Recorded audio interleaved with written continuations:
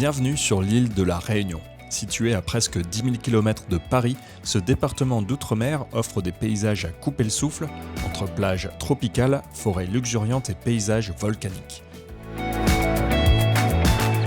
Dans cette vidéo, je vous propose de découvrir les 5 lieux qui nous ont le plus marqué lors de notre dernier voyage sur cette île magnifique bordée par l'océan Indien.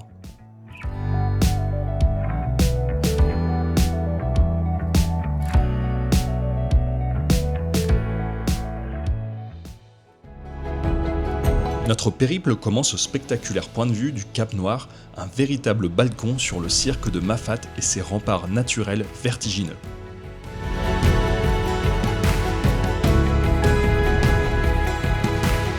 L'idéal est de se garer au parking du Cap Noir, depuis lequel 2 options sont possibles pour rejoindre le Belvédère. La première option est de loin la plus facile. Elle consiste à emprunter directement le sentier de Cap Noir et le tracé se fait alors en à peine un quart d'heure. C'est vraiment très peu cher payé pour une telle vue sur les reliefs réunionnais.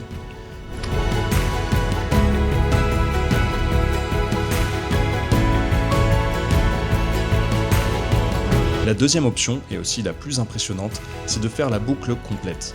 Comptez un peu moins de 3 heures de marche et environ 300 mètres de dénivelé positif, mais les vues valent vraiment le détour.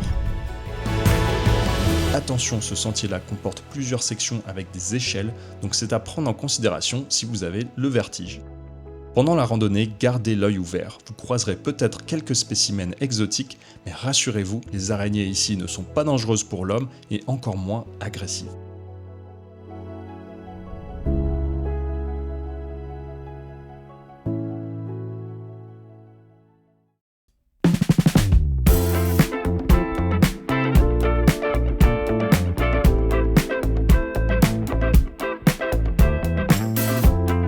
La Réunion n'est pas forcément connue pour les plus belles plages tropicales, mais on trouve malgré tout quelques pépites. Personnellement, nous avons beaucoup apprécié la plage du Trou d'Eau, située au sud du lagon. C'est là que nous avons observé le plus de faune sous-marine et que l'eau était la plus claire. Le lagon étant naturellement protégé par les coraux, on peut s'y baigner en toute sérénité.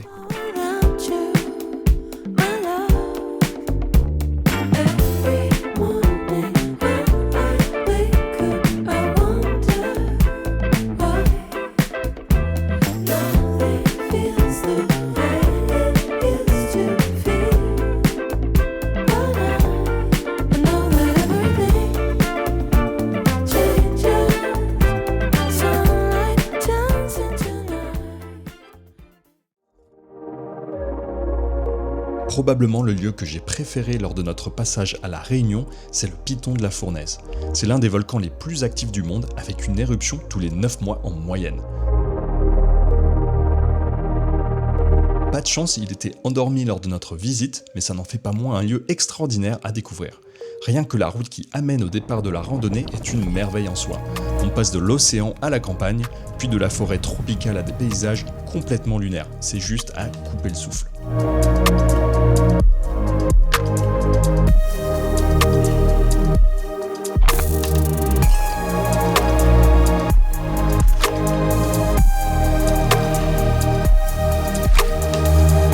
Si vous avez la possibilité, préférez une voiture un peu surélevée, type Dacia Duster. C'est pas indispensable, mais ça vous évitera de serrer les dents à chaque nid de poule.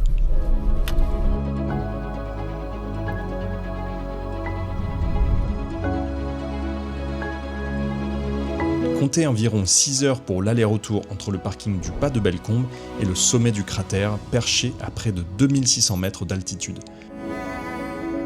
La randonnée en elle-même n'est pas particulièrement technique, mais le terrain volcanique est très rocailleux et abrasif.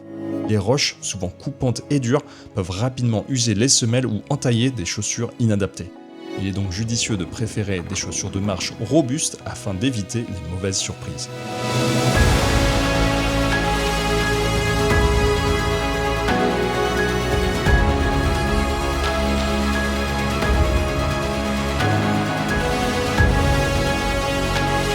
Une fois en haut, vous aurez une vue imprenable sur le cratère Dolomieu et ses 320 mètres de profondeur depuis la grande éruption de 2007. Attention, comme partout sur l'île de la Réunion, la météo peut se dégrader très rapidement l'après-midi avec un risque d'orage élevé. À peine 30 minutes après le retour à la voiture, on s'est retrouvé sous la pluie et les éclairs. On n'aurait pas aimé être dehors à ce moment-là.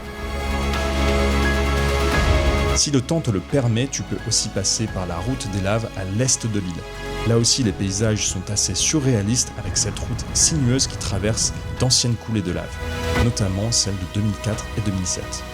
Des arrêts sont aménagés pour profiter de ces paysages atypiques, et au bout de la route, tu peux t'arrêter à la anse des Cascades, un petit coin tranquille au milieu des palmiers et qui te permet d'accéder au point le plus à l'est de l'île.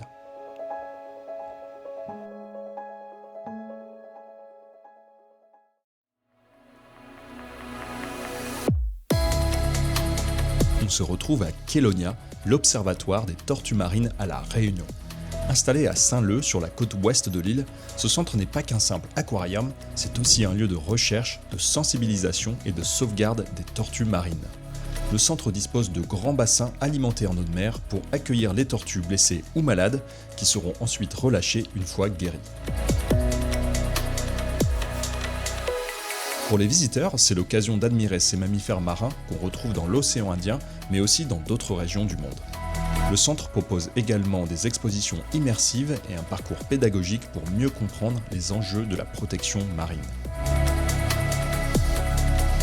L'entrée à Kélonia est fixée à 9 € en 2025 et le centre est ouvert toute l'année. C'est une visite simple à faire mais enrichissante.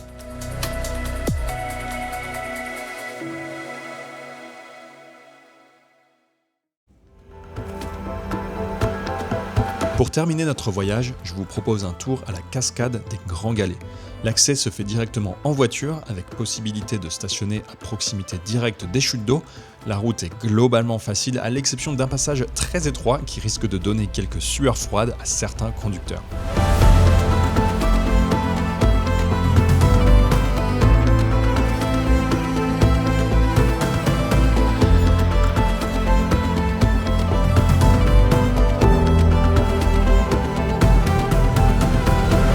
Sur place, vous avez la possibilité d'admirer cette cascade ancrée au milieu de la forêt tropicale et de vous baigner dans les bassins en aval. Certaines parties pouvant être dangereuses, il est conseillé de suivre les consignes de sécurité indiquées sur les panneaux.